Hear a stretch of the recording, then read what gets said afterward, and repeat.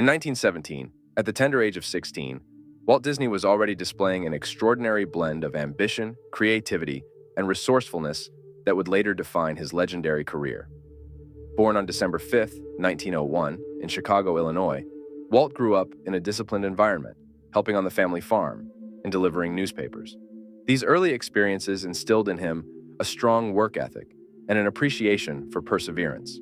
However, it was his fascination with drawing and storytelling that would soon chart his course in life. Richard Nixon, at the tender age of 17 in circa 1930, was already a figure marked by determination and resilience. Born in Yorba Linda, California in 1913, young Nixon faced a litany of challenges that would have daunted many of his peers. The Nixon family was of modest means, grappling with financial hardship and the loss of two of Richard's brothers to illness. These early tribulations fostered a fierce drive within Nixon to excel academically and secure a better future for himself and his family. At the tender age of 15, Theodore Roosevelt was already displaying traits that hinted at the monumental figure he would become. Known fondly as Teddy, this young man was far from the frail and sickly child of his earlier years. His adolescence was marked by a fierce determination to overcome physical weakness, and his resilience was evident in the robust and adventurous persona he developed. Sporting a thick set of sideburns, Roosevelt carried himself with a maturity that belied his years, embodying the vigor and enthusiasm for life that would later define his storied career. In 1902, a young Joseph Stalin, known at the time by his birth name Joseph Jugashvili, was deeply immersed in revolutionary activities against the Russian Empire. At only 24 years of age, Stalin was already establishing himself as a fierce and determined revolutionary. His early years were marked by a combination of hardship and intellectual growth, which significantly shaped his character and political ideology. In 1873, at the age of 19, Vincent Van Gogh was at a formative stage in his life, not as an artist yet, but as an individual finding his path. He had just moved to London to work for the art dealership Goupil & Cie, having transferred from their branch in The Hague.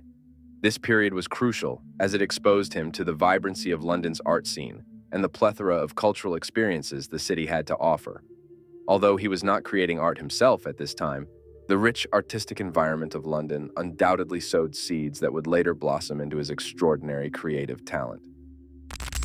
At the tender age of 7, Martin Luther King Jr. was already a boy full of curiosity and potential, growing up in the segregated South. Born on January 15, 1929, in Atlanta, Georgia, he was surrounded by the harsh realities of racial discrimination, even as a young child. His father, Martin Luther King Sr., was a prominent figure in the Ebenezer Baptist Church and a staunch advocate for racial equality, undoubtedly shaping young Martin's views on justice and human rights. Martin attended the Yonge Street Elementary School in Atlanta, where he was known for his sharp intellect and inquisitive nature. He was particularly influenced by the teachings of his parents, who instilled in him the importance of education and faith. An early photograph of a young Abraham Lincoln, circa 1840, holds immense historical significance and provides a rare glimpse into the formative years of one of America's most iconic presidents.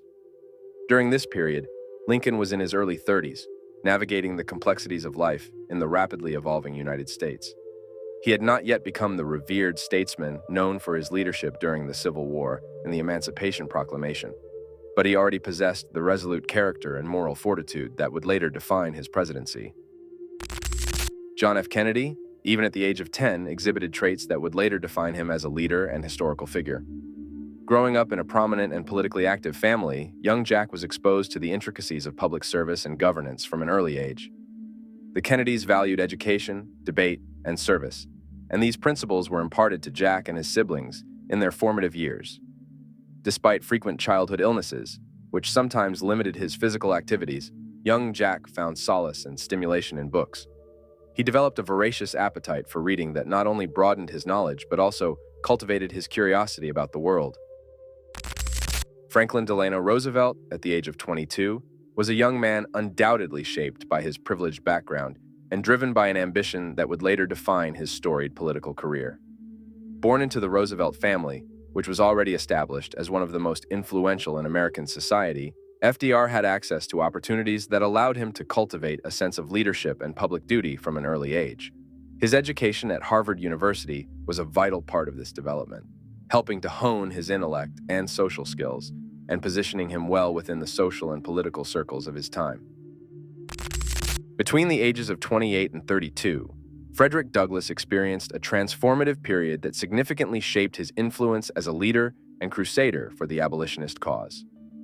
By this time, Douglass had escaped the bonds of slavery and had begun to establish himself as a prominent public speaker and writer.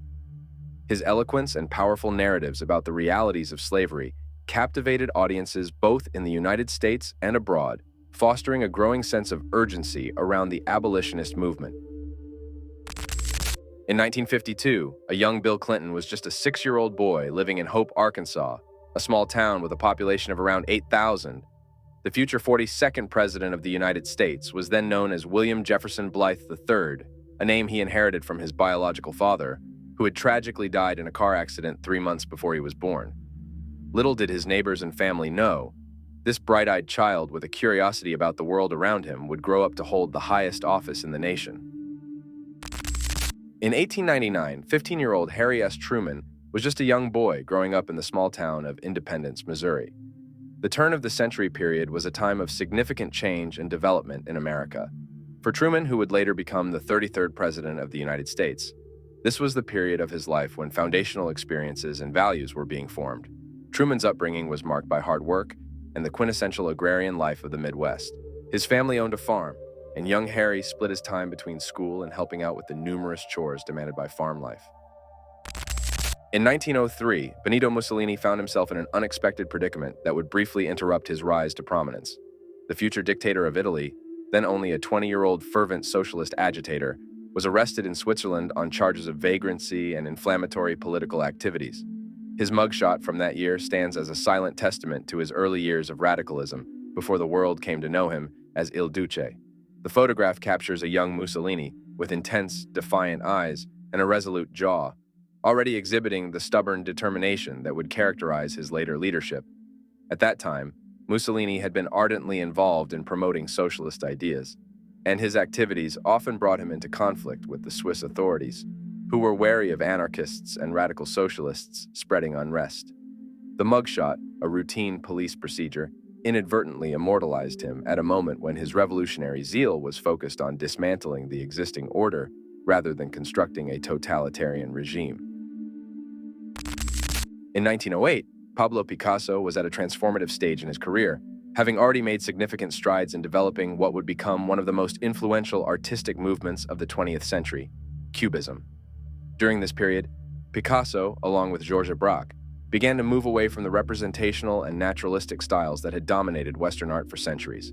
Instead, they started to deconstruct objects into geometric shapes and then reassemble them in abstracted forms on the canvas. This radical departure from traditional perspective and realistic depiction paved the way for a new visual language that directly challenged conventional notions of reality and perception.